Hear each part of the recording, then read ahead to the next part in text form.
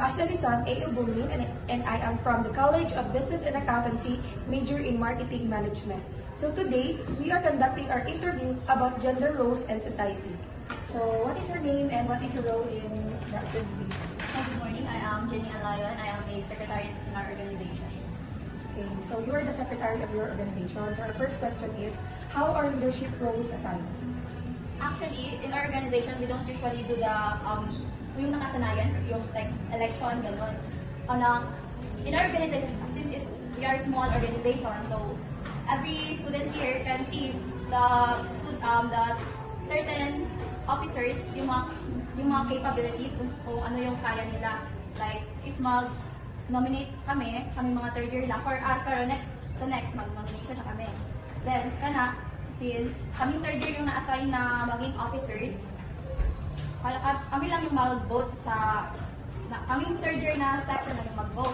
And then, we always, magsama man always, so makita na namo kung if kana ba siya deserving ba niya kana nga position or sabi. So, next is, are gender-related concerns addressed?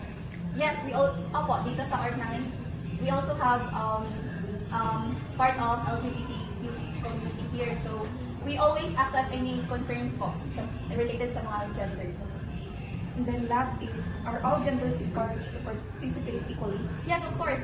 In our organization, we also have mga part of LGBTQ. For example, our president right now and our auditor. Yes, our part din sila.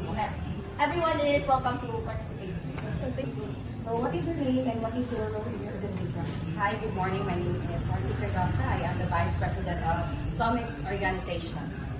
So our first question is, how are leadership roles assigned? Leadership roles assigned through process of strong structures of like, for example, sa among organization, kaya ang process sa pag-elect sa officers is only those third year students lang ang ma-elect sa mga higher positions, but we do accept na kung sa baba na level if katong span lang kung minor na po siya ng officers.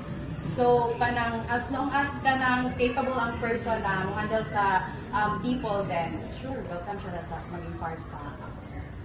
Okay, so next is, are gender-related concerns addressed? Yes.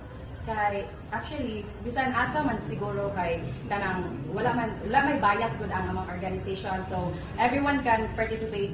Karon recently sa amo ang situation or sa amo ang kuan karon kay among president is part siya anak by siya. And then nasa may business manager I think na bansad siya. Parang part gyapon siya anak. Okay, and last is, are all genders encouraged to participate equally? Yes. Ay mag-explain pa. Yes, kay as I said lately na kanang gender wala jud migipili kung kaya lang man nimo mag-handle sa imong constituents, then you are welcome to be part of us. So thank you.